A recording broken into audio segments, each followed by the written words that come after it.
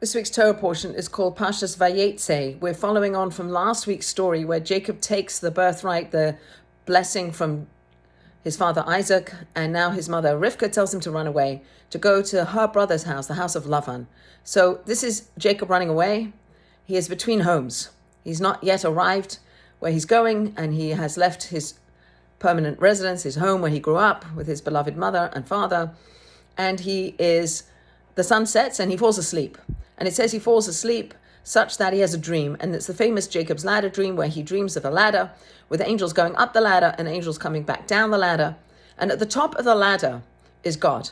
And God says to Jacob, I will be with you. And he uses 4 languages to reiterate to Jacob that God is always there. He says, I will be with you. I will protect you.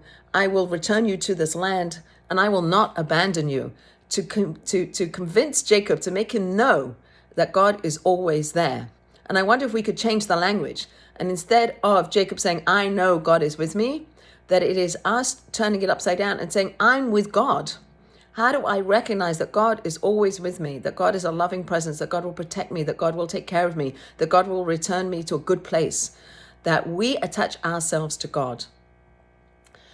Jacob wakes up and he says, God was in this place and I didn't know it. He had an encounter with God. God came to him to talk to him.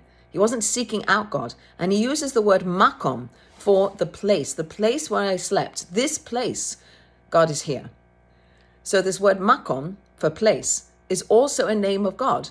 When we go to comfort the mourner, we use that term makom. May the place of the world comfort you, knowing that you, the mourner, are adrift. Your loved one has died and you are now, quote, alone in the world. Know that God is there. This word makom brings to mind the saying that we have, which is that God is the place of the world, but the world is not the place of God. I'll say that again. God is the place of the world, but the world is not God's place, meaning that we exist within the oneness of God, like a fetus in utero, that baby that's growing in the mother's belly has no concept of the mother, and is completely taken care of by the mother. The mother is providing a home with the right nutrients and with the right temperature and with the right cushioning and all the things the baby needs. The mother is providing, but the baby has no concept of the mother. The baby exists within the mother. The mother is not dependent on the baby, but the baby is dependent on the mother. So too, we are like that baby in utero. We are completely dependent on God. And we don't really understand who or what God is, but we know God is there and that it is up to us to take away the barriers and connect ourselves to that divine. And when God says, I am with you, I will always protect you, and I will take care of you, that's something we should take to heart as we travel through this world, whether we have a home or we don't have a home physically or not, that we should recognize that the foundation of our home is God.